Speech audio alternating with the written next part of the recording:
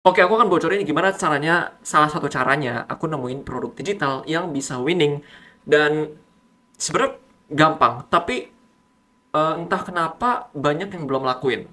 Nah, caranya gini, kalau misalnya kalian basicnya ya, nyari produk digital, ya udah kalian misalnya bidangnya apa, terus kalian edukasi tentang itu, gitu, bahas tentang itu segala macam lah, kayak konten kreator pada umumnya.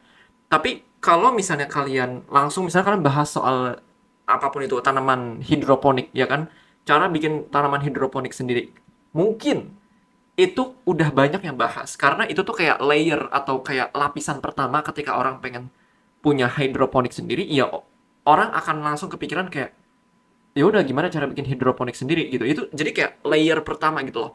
Apa yang ada di pikiran orang ketika pertama kali mereka pengen sesuatu, apa yang pertama kali dipikirkan itu namanya layer pertama, lapisan pertama. Kalian pengen bisa apapun itu ya, bisa punya six pack, kalian bisa pengen bahasa Inggris, bahasa Jepang, Spanyol, ya udah itu langsung orang pikiran gimana cara ngomong bahasa Inggris ya.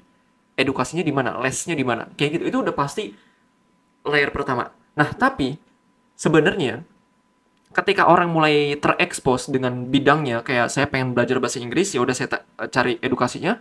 Tapi ketika mereka mulai masuk ke edukasinya, mereka akan nemuin masalah lain. Ternyata belajar Inggris tuh ribet ya. Ada rumus-rumusnya, kayak di bahasa Indonesia itu kan ada SPOK. Kalau di Inggris itu ada yang aku juga lupa sih. Aku juga belajar bahasa Inggris nggak pakai rumus gitu. Tapi kalau kalian yang belajar Inggris di sekolah dulu atau bimbel, itu kan ada rumusnya tuh, ada yang verb satu 2 3 terus ada to be-nya, terus ada macam-macam lah. Itu kan kayak gitu ribet ya bagi sebagian orang. Bagiku juga itu ribet. Jadi kalau buatku sendiri belajar bahasa Inggris itu adalah ya udah ngomong aja langsung sama orang lain, atau kayak dengerin film, dengerin eh, baca buku yang Inggris gitu-gitu. Itu caraku untuk belajar bahasa Inggris. Nah, artinya apa? Ketika kita pengen terjun ke bidang tertentu, terus kita belajar, pasti kayak 90 atau 95% lah ya, itu akan ada masalah kedua. Nah, masalah kedua itulah yang kita jadiin produk digital. Karena masalah kedua itu biasanya kompetitornya tuh jauh jauh jauh lebih sedikit, jauh lebih sedikit. Karena ingat, di produk digital kompetitornya itu sangat-sangat berpengaruh. Karena entry barrier kita sangat kecil mainan produk digital, jadi kompetitor banyak yang masuk.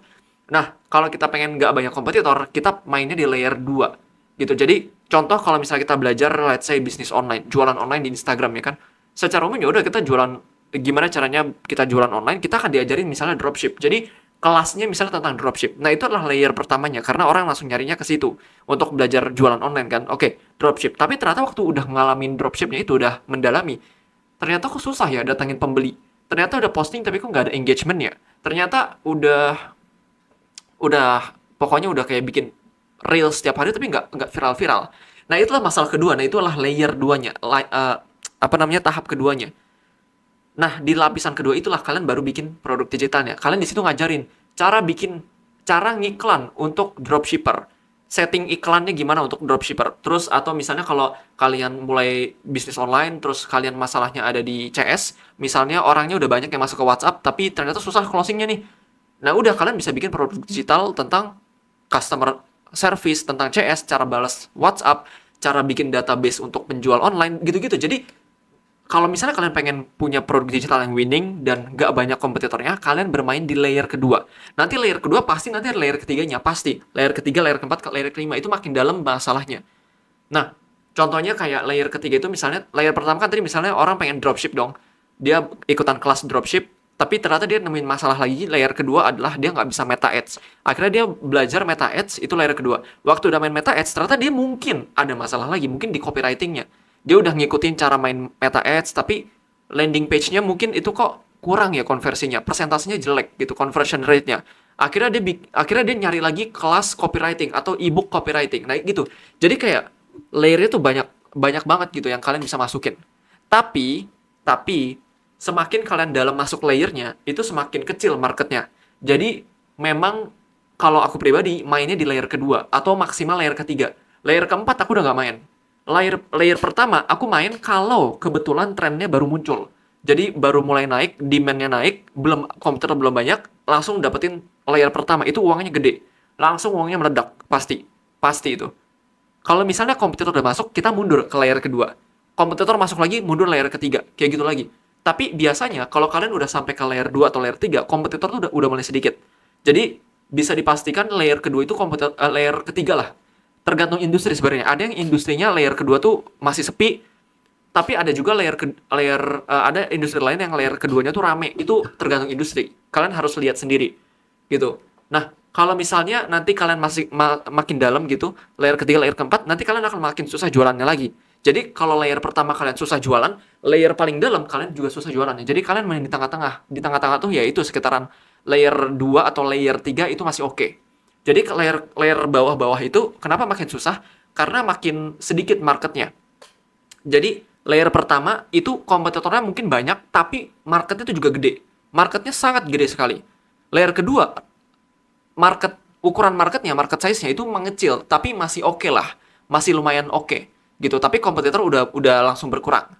Layer ketiga juga sama, kompetitor berkurang banget, tapi market size makin mengecil lagi. Sampai ke bawah-bawah, market size-nya akan sangat kecil. Kalau market size kecil, ya susah juga untuk jualan, karena marketnya terlalu sedikit, gitu loh. Jadi, mainnya aku selalu di layer 2 dan 3. Kalau misalnya masih early banget, masih di awal banget suatu, apa ya, demand-nya masih baru naik, kayak misalnya waktu eranya content creator di tahun 2018-an sekitar segitu, itu tren content creator di IG mulai naik. Makanya waktu itu muncul kayak Nico Julius, muncul Muda Cuma Sekali. Kemudian di 2020 kalau nggak salah itu muncul Victoria Wong. Ini aku lupa tahun-tahunnya ya, tapi mereka itu dapetin gelombangnya itu waktu di awal. Makanya mereka mainnya di layer pertama, ngajarin konten itu layer pertama, tapi duitnya langsung gede gitu karena kompetitor belum banyak. Mereka berhasil nangkep demand-nya, tapi kemudian waktu konten kreator udah gede-gede, udah banyak orang yang kenal dengan istilah konten kreator, maka di situ layer pertama udah makin banyak saingannya, mereka juga makin susah jualannya walaupun mereka masih bertahan. Tapi kayak Nico Julius bahkan udah nggak ada kan, udah nggak bertahan. Tapi Muda Cuma Sekali, Victoria Wong masih bertahan. Tapi pasti mereka terdampak dengan kompetitor yang semakin banyak karena demand-nya waktu itu udah di puncak, udah apa ya, marketnya tuh udah mature, udah dewasa banget. Kemudian di saat itu kalian kalau misalnya ngajarin orang cara jadi content creator juga, kalian udah telat. Mungkin kalian dapat omset tapi mungkin sedikit gitu karena kalian telat masuknya. Nah, makanya waktu mereka udah mature, kalian jangan masuk di layer pertama, kalian masuk di layer kedua. Misalnya kalau layer pertama adalah content creator, layer keduanya berarti mungkin susah gitu dapetin gimana sih cara storytelling di konten biar kontennya viral gitu. Mereka udah tahu cara jadi konten kreator, mereka udah tahu. Tapi waktu dicoba storytelling di Reels, ternyata nggak segampang itu. Nah, di situ kalian bisa jual misalnya formula storytelling bikin Reels viral. Nah, itu udah layer kedua, itu udah bagus. Nanti layer ketiganya ada lagi misalnya kayak cara eh, cara nggak pernah kehabisan ide konten misalnya selama 100 tahun atau sebulan, 6 bulan gitu. Itu layer ketiga gitu. Mungkin layer ketiga lainnya adalah cara mainan meta ads untuk para konten kreator. Itu bisa gitu. Itu bisa. Atau misalnya cara jualan untuk konten kreator atau cara bikin konten jualan untuk konten kreator. Itu bisa dikasih skripnya gitu. Itu bisa. Nah, itu layer kedua, layer ketiga lah sekitaran situ. Kayak gitu. Jadi kalau kalian mau bikin produk digital yang tidak banyak kompetitornya, kalian mainan di layer kedua, layer ketiga, layer keempat gitu, oke?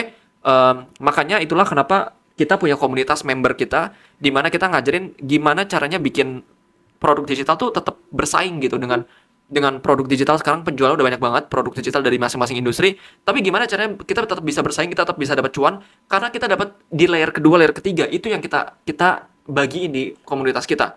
Jadi ya komunitas kita mengajarkan tentang gimana caranya bikin produk digital super cepat dengan hitungan jam doang.